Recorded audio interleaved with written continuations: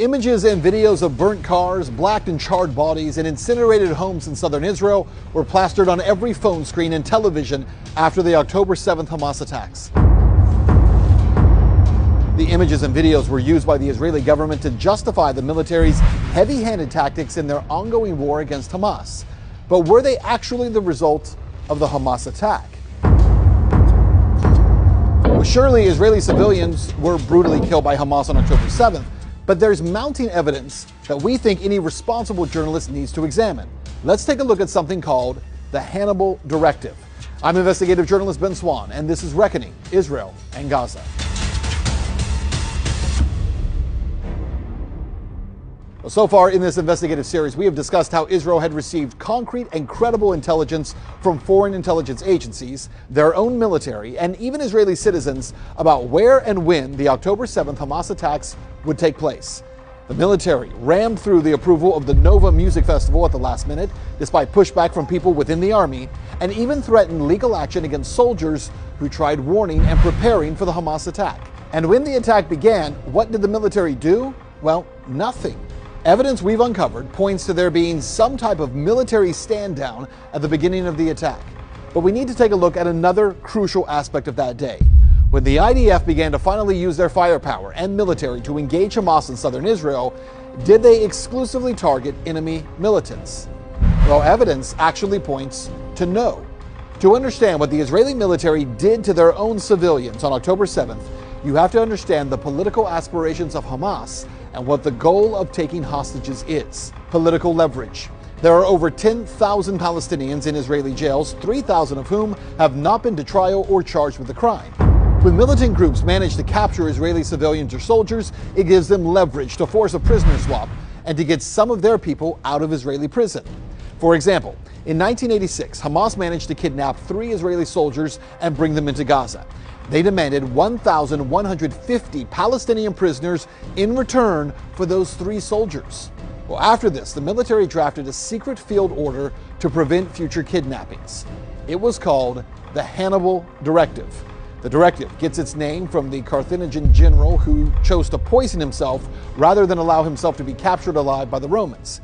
Back in 2003, again, strangely enough, October 7th, 2003, 3 Israeli soldiers were taken hostage and brought into Lebanon. Following the activation of the Hannibal Directive, IDF attack helicopters fired indiscriminately on 26 vehicles, thus ensuring the death of their own soldiers and therefore robbing Lebanese militants of the ability to demand Israel make concessions. The last known application of the Hannibal Directive was 2014 in Rafah. Hamas fighters managed to capture an Israeli soldier, Lieutenant Haydar Golden. Instead of allowing the lieutenant to be used as leverage by Hamas, though, the military killed him, dropping bombs, missiles, and shells on the area he was being held, killing that soldier and also 100 Palestinian civilians. The scale of the Hannibal Directive on October 7th was entirely different, though, from those of the past. A retired Israeli Air Force general, Nof Erez, described it during a podcast with Haaretz, an Israeli newspaper, saying this, quote, "The Hannibal Directive was apparently applied at a certain stage, because at the moment they understand there is a kidnapping, they immediately say, guys, this is a Hannibal. But the Hannibal we trained for all of the last 20 years is for a vehicle we know at what point the fence it enters, on what side it drives, maybe even on which road it drives.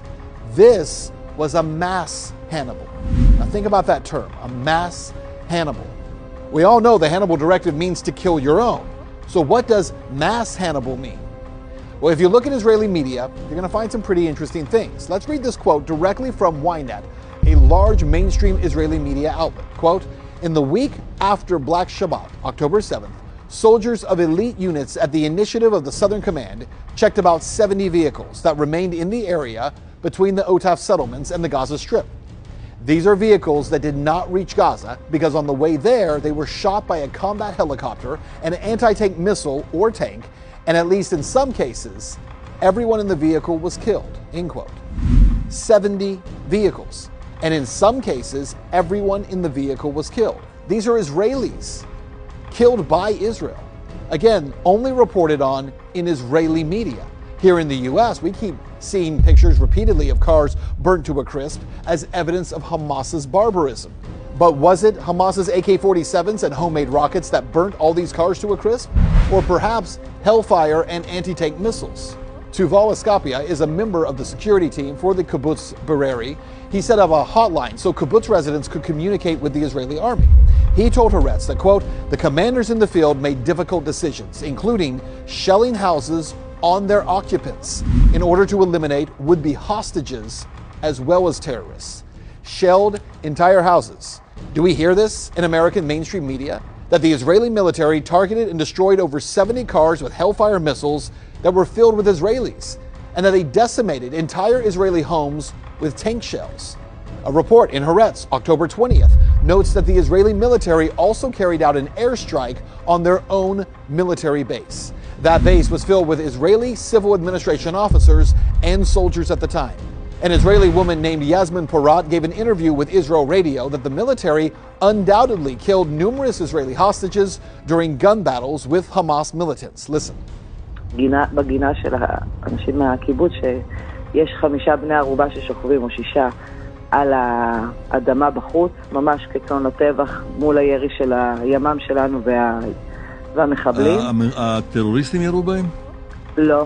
הם נהרגו מהחילופי ירי, תבין שהיה חילופי ירי מאוד מאוד קשים. זאת אומרת, יכול להיות שזה כוחותינו ירו בהם? כשניסו לפסל את החוטפים, את החמאס? הם חיסלו את כולם, כולל הבני ערובה, כי היה שם חילופי ירי מאוד מאוד קשים. אני משוחררת בסביבות השעה 5:30, ב8:30 כנראה מסתיימת הלחימה, אחרי שהיה חילופי אש מטורפים, אפילו. IDF General Barak Hiram, who we covered in our previous episode, prevented hundreds of troops from entering kibbutz Bereri for hours on October 7th, when he finally allowed the IDF to go in. He ordered tanks to fire on multiple homes. The tank shells killed at least 12 Israeli hostages and 3 children. Recently, the UN published an investigation confirming several of these facts, namely that the IDF had in fact activated the Hannibal Directive on October 7th. Quote, the Commission is aware of the allegations that Israeli special forces used the Hannibal Directive to prevent the capture of Israeli civilians and their transfer to Gaza, even at the cost of killing them. The Commission documented one statement by an ISF tank crew confirming that the crew had applied the Hannibal Directive. So to recap, the Israeli military, Israeli civilians, and the United Nations all admit to the IDF purposely killing their own on October 7th. How many? Well, that's hard to tell.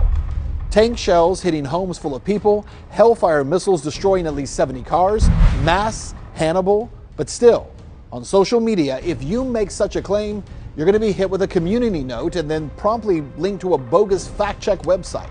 The imagery of charred bodies and incinerated cars and homes are still used to this day to manufacture consent for Israel's ongoing assault on the Gaza Strip, while more than 37,000 Palestinians have been killed.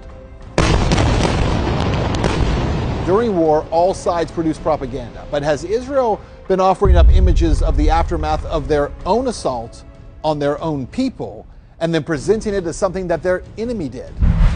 We know these claims are pretty heavy. So please fact check us and let us know if we are reporting in any way something that's inaccurate. Again, we want to know. If you haven't already, follow us on X at truth_in_media, or you can sign up to follow this series and watch each episode as it comes out at truthinmedia.com. And again, at truthinmedia.com, by the way, you're going to find the transcript to this story along with all of the source articles. Check them out for yourself and stay tuned as we continue to unveil the truth around Israel's war on Gaza.